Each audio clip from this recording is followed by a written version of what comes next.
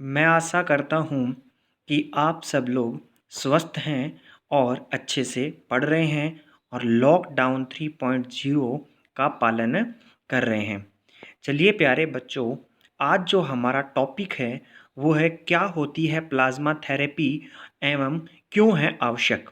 हाँ प्यारे बच्चों, जब जब महामारी आई है, चाहे 2003 में आई हो, चाहे 2012 में आई हो, चाहे 2019 में ये आई है, जब जब महामारी आई है, कोई वायरस का बड़ा इन्फेक्शन आया है, तो प्लाज्मा थेरेपी का नाम आता रहता है।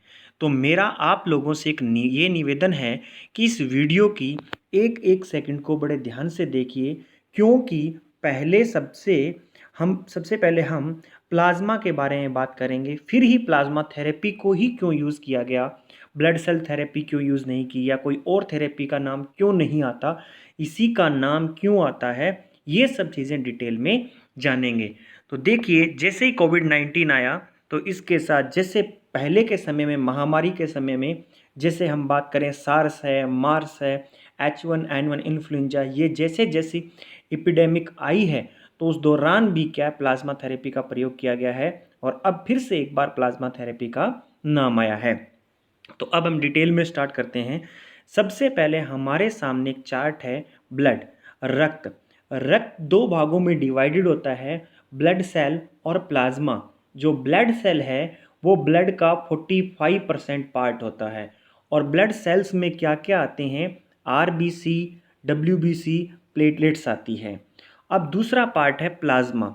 ये टोटल ब्लड का 55% होता है और इसी 55% पार्ट के अंदर लगभग 92 टू 95% वाटर होता है, जल, और बाकी बचा हुआ 5 से 8% जो प्रोटीन और मिनरल्स होते हैं। प्रोटीन में भी कौन कौन से हैं, prothrombins and fibrinogen, heparin, albumin, globulin और कुछ मिनरल्स भी होते हैं। ठीक है, अब देखिए डायग्राम के थ्रू देख लेते हैं। ये पूरा का पूरा जो क्या ब्लड है, ब्लड के अंदर आप देख सकते हैं डायग्राम में, ब्लड प्लाज्मा 55%, ब्लड कॉर्पल्स 45%, और ब्लड प्लाज्मा में होता क्या क्या है, प्रोटीन्स, मिनरल्स, मॉइस्चर, मॉइस्चर यानी जल आ चुका है, प्रोटीन्स, मिनरल्स और एंटीबॉडीज़। तो इस एंटीबॉडीज़ को बड़े ध्यान से याद रखना है हमें। और ब्लड कॉर्पल्स में क्या है, white blood cell, red blood cells, platelets हैं, जो हम बात कर चुके हैं। तो यहाँ एक चीज़ और देख लीजिए, ब्लड प्लाज्मा जो है इसका कलर कैसा होता है, इसका कलर होता है येलो यानी पीला। तो सबसे पहले हम प्लाज्मा के बारे में पढ़ते हैं, फिर ताकि हमें प्लाज्मा थेरेपी आसानी से समझ आए प्लाज्मा थेरेपी। तो प्लाज्मा की मात्रा ब्लड में 55% होती है, जो कि हम देख चुके हैं। इसका रंग पीला होता है, बिल्कुल सही है। प्लाज्मा को रक्त से अलग करके, यानी प्लाज्मा को ब्लड से सेपरेट करके लगभग 1 वर्ष तक रूम टेम्परेचर पर सुरक्षित रखा जा सकता है। और चौथा पॉइंट है, इसमें एंटीबॉडी पाई जाती है। बस मेन बात यहीं से स्टार्ट होती है, एंटीबॉडी पाई जाती है। तो एंटीबॉडी किस में पाई जा रही है, प्लाज्मा के अंदर। और यहाँ एक नीचे नोट लिखा है, अगर प्लाज्मा में से ब्लड क्लॉटिंग प्रोटीन्स को निकाल लिया जाए तो पीछे बचा हुआ भाग जो है वो सीरम कहलाता है। तो प्लाज्मा और सीरम दोनों को एक ही न मानिए। प्लाज्मा में से ब्लड क्लॉटिंग प्रोटीन निकालने के बाद जो बचता है वो सीरम कहलाता है। परंतु मेन बात हमें जो मेन पॉइंट या नोट करने का वो है, प्लाज्मा में एंटीबॉडी पाई जाती है। अब चलिए हम आगे बात करते हैं, एंटीजन क्या है। तो एंटीजन क्या है प्यारे बच्चों, आपके सामने एक डायग्राम बने हुए दो, इसमें ब्लू कलर का स्टार यानी नीले कलर का स्टार बना है, और यहाँ पर एक पेंटागन भी बना हुआ है यहाँ पर येलो कलर का। जो ये हैं ये हमारे एंटीजन हैं, और जो वाई शेप में नीचे की तरफ है ये है एंटीबॉडीज़। तो अब हम एंटीजन के काम देख लेते क्या है। एंटीजन क्या है, यह देखिए, जो एंटीजन होता है वो आरबीसी के सरफेस पर पाया जाता है। एंटीजन कहाँ पाया जाता है, आरबीसी के सरफेस पर पाया जाता है। इसका मेन कार्य, मुख्य काम क्या है इसका, बाह्य कोशिकाएं जैसे कि फोरिजन सेल कैसी, वायरस है, बैक्टीरिया है, डिफरेंट ब्लड ग्रुप है, उनकी पहचान करना, और जो फोरिजन सेल है उनके अगेंस्ट, उनके विपरीत एंटीबॉडी को एक्टिव करना है। इसका काम कितना है, जो फोरिजन सेल है, फोरिजन सेल कैसी हो सकती है? कोई वायरस है, कोई बैक्टीरिया है या कोई डिफरेंट ब्लड ग्रुप है जो हमारी बॉडी की चीज़ नहीं है, जो हमारी बॉडी के सेल में नहीं है, कोई नई चीज़ बाहर से आ जाए तो वो फोरिजन सेल कहलाती है। एक तो उनकी पहचान करना, और इस पहचान करने के बाद इनके विपरीत जो फोरिजन सेल आई है, इनके अगेंस्ट में एंटीबॉडी को एक्टिव करने का कार्य है। ये किसका काम है? एंटीजन का। बड़ी बड़ी डेफिनेशन बता दी गई यहाँ पर समझाने के पर्पज से। अब एंटीबॉडी की बात करें तो वाई शेप वाला वही सेम डायग्राम है, नीचे वाला जो वाई शेप में वो क्या है? एंटीबॉडी है। अब देखिए एंटीबॉडी क्या है? यह प्लाज्मा के अंदर पाया जाने वाला प्रोटेक्टिव प्रोटीन है। बिल्कुल सही, हमने बात कर ली कि एंटीबॉडी किसमें पाया जाता है? प्लाज्मा में। इसका मुख्य कार्य है एंटीजन के निर्देशानुसार जो प्रवेश हुई बाह्य कोशिकाओं को नष्ट करना है। हाँ प्यारे बच्चों, यही मेन पॉइंट है। जो हमारी बॉडी के अंदर वायरस, बैक्टीरिया इस प्रकार की कोई चीज़ एंटर करती है तो उसे किल करने का जो कार्य है वो किसका है? वो काम है एंटीबॉडी का। वो काम किसका है? एंटीबॉडी का। तो यहाँ से एक बात स्पष्ट होती है कि जो फोरिजन सब्सटेंस यानी जो बाह्य कोशिकाएं होती है उन्हें नष्ट करना या उनके अगेंस्ट फाइट करना किसका काम है? एंटीबॉडी का काम है। और एंटीबॉडी कहाँ पाई जाती है? प्लाज्मा में पाई जाती है। एंटीबॉडी कहाँ पाई जाती है? प्लाज्मा में पाई जाती है। तो इसी प्रकार कोविड-19 या कोई भी एपिडेमिक, कोई भी महामारी है, उसका इलाज करने के लिए मानव के शरीर में एंटीबॉडी का होना बहुत ज़रूरी है। और वो कैसी एंटीबॉडी? जो बीमारी, जो महामारी जो चल रही है उसके अगेंस्ट काम करने वाली होनी चाहिए। तो अब बात आती है प्लाज्मा थेरेपी। तो अब हम बात ये कर चुके हैं कि प्लाज्मा में क्या है? एंटीबॉडी होती है, और वही एंटीबॉडी क्या करती है? वायरस, बैक्टीरिया या जो फोरिजन सब्सटेंस है उनको किल करने का काम करती है। तो अब प्लाज्मा थेरेपी कैसे होती है तो इसके बारे में जानते हैं प्यारे बच्चों। देखो प्यारे बच्चों, यहाँ सबसे पहले रेड कलर में एक व्यक्ति खड़ा है। ये कोविड-19 का पेशेंट है, ये मरीज है कोविड-19 का। अब क्या है, ये बंदा रिकवर हो चुका है, जो क्या ग्रीन शेप में आ चुका है। ग्रीन कलर का जो डायग्राम है, यही बंदा क्या रिकवर हो चुका है। तो रिकवर हुआ कैसे? रिकवर ऐसे हुआ कि जब वायरस ने उसकी बॉडी पर अटैक किया, सेल पे अटैक किया, तो उस व्यक्ति के शरीर में उस वायरस को किल करने वाली एंटीबॉडी क्या है? एक्टिवेट हो चुकी है या एंटीबॉडी बन चुकी है, यानी प्रतिरक्षी बन चुकी है। एंटीबॉडी का नाम क्या है? प्रतिरक्षी बन चुकी है, जिसने उस वायरस को किल कर दिया।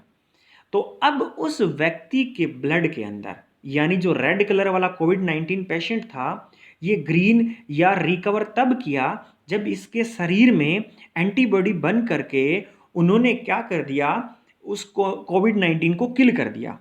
तो अब इसके ब्लड में एंटीबॉडी बन चुकी है, और भविष्य में अगर कभी भी कोविड-19 इस पे अटैक करता है तो इसकी बॉडी के अंदर उसको डिस्ट्रॉय करने वाली एंटीबॉडी प्रेजेंट है। तो यहां से एक बात पता चल चुकी है कि कोविड-19 को किल करने वाली एंटीबॉडी ये वाली है। तो अब इस स्वस्थ व्यक्ति में से, जो कोविड-19 का पेशेंट था, रिकवर करके आया, इस व्यक्ति में से ब्लड निकाल करके उसमें से प्लाज्मा को सेपरेट कर लिया जाता है, प्लाज्मा को निकाल लिया जाता है। और उस प्लाज्मा को, जो वो प्लाज्मा है, उस प्लाज्मा को क्या है, या तो कोविड-19 का पेशेंट है उसकी बॉडी के अंदर डाल दिया जाता है, उसके ब्लड में क्या है, एंटर करवा दिया जाता है। और इसके साथ चाहे तो वो क्या है, कोई व्यक्ति पहले से संक्रमित होना शुरू हुआ है तो उसके अंदर भी इसे एंटर करवाया जा सकता है। यानी सीधी और स्पष्ट भाषा में ये कह सकते हैं कि जो रिकवर हुआ व्यक्ति है उसका प्लाज्मा लो, उस प्लाज्मा में उस कोविड-19 को किल करने वाली या किसी प्रकार की एपिडेमिक को या महामारी को किल करने वाली एंटीबॉडी है, वो क्या करो, जो इफेक्टेड पर्सन है, जो संक्रमित पर्सन है, उसकी बॉडी में डाल दो। जैसे उसके ब्लड, बॉडी के अंदर वो ब्लड जाएगा और उस वायरस के अगेंस्ट वो एंटीबॉडी क्या काम करना शुरू कर देगी। तो ये होती है प्लाज्मा थेरेपी, यानी एक व्यक्ति से प्लाज्मा निकाल करके जिसमें एंटीबॉडी बन रखी है दूसरे व्यक्ति में डाल दो। अब इसको हम पढ़ लेते हैं ऐसे। प्लाज्मा थेरेपी में कोरोना वायरस से पूरी तरह ठीक हो चुके लोगों का 800 मिलीलीटर खून लिया जाता है और एंटीबॉडी से युक्त प्लाज्मा अलग कर लिया जाता है। ब्लड लिया और उसमें से एंटीबॉडी युक्त प्लाज्मा को अलग कर लिया। इसके बाद प्लाज्मा को कोरोना वायरस के मरीज में इंजेक्ट करवा दिया जाता है। जब शरीर किसी बैक्टीरिया या रोगाणु के संपर्क में आता है तो प्रतिरक्षा तंत्र यानी एंटीबॉडी सिस्टम अपने आप सक्रिय हो जाता है, एक्टिव हो जाता है और एंटीबॉडी रिलीज होने लगती है। दरअसल कोरोना से ठीक हो चुके मरीजों को प्लाज्मा से ऐसी एंटीबॉडी होती है जो पहले ही कोरोना वायरस से लड़ चुकी है। तो ये बात है प्लाज्मा थेरेपी में। तो ये पहली बार नहीं हुई कोई प्लाज्मा थेरेपी, और ना ही ये कोई लॉन्ग टर्म्स या ये नहीं कह सकते पूर्ण रूप से कोविड-19 को फिनिश करने वाला कोई इस प्रकार का इलाज है। नहीं प्यारे बच्चों, जब तक कोई दवा या वैक्सीन ना आ जाए तब तक प्लाज्मा थेरेपी से काफ़ी हद तक क्या है लोगों की जान बचाई जा सकती है। और ये सिर्फ और सिर्फ भारत नहीं कर रहा है, चीन, दक्षिणी कोरिया, यूएसए, यूके इसका परीक्षण कर रहे हैं। और ये पहली बार नहीं हुआ, जैसे मैंने पहले आपको बताया था 2003 सार्स महामारी आई थी, H1N1 इन्फ्लुएंजा आया था, उसमें भी 2012 में मार्स महामारी आई थी, उस दौरान भी प्लाज्मा थेरेपी पे काम किया जा चुका है। अब एक important exam point of view से जो हमारे सामने क्वेश्चन है वो कि भारत का कौन सा पहला राज्य है जिसने प्लाज्मा थेरेपी परीक्षण शुरू किया, तो वो है केरला।